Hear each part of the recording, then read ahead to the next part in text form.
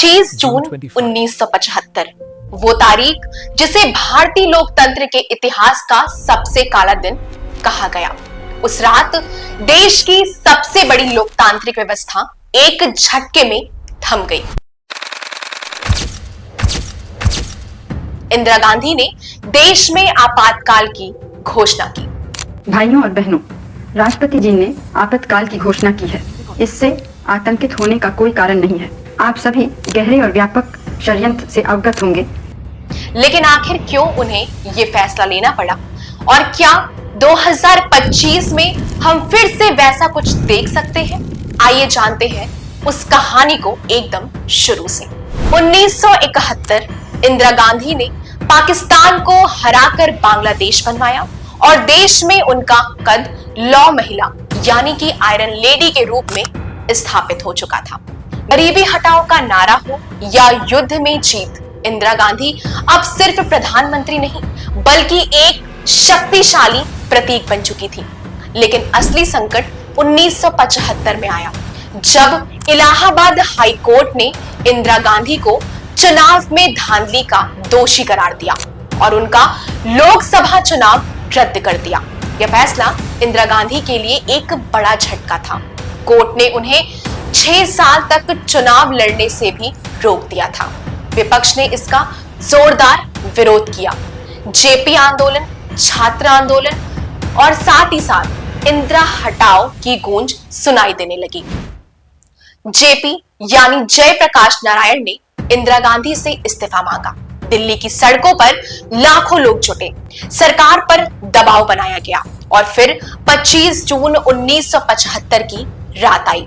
26 जून की सुबह तक पूरे देश की आवाज बंद हो चुकी थी।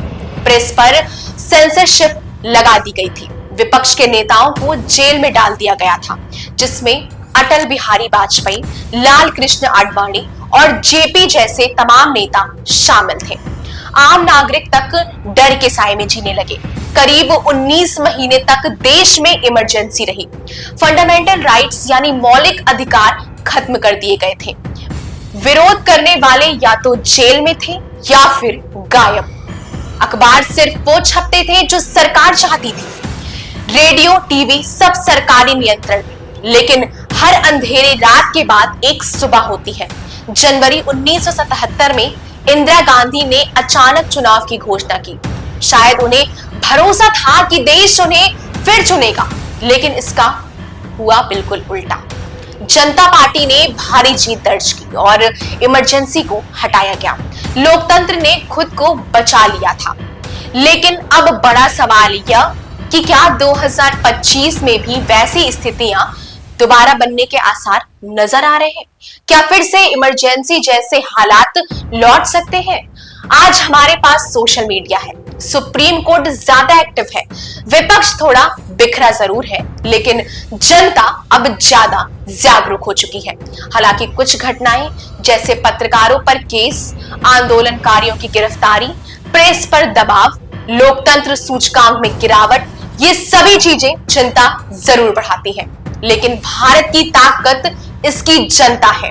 1975 में भी लोकतंत्र की जीत हुई थी, लेकिन अगर कभी फिर खतरा आया तो देश जाग जाएगा।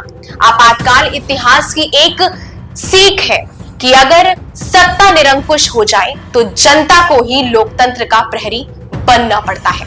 सवाल आज भी जिंदा है कि क्या हम इतने जागरूक हैं कि फिर वैसी भूल ना दोहराई जाए। तो यह थी हमारे आज की स्पेशल स्टोरी।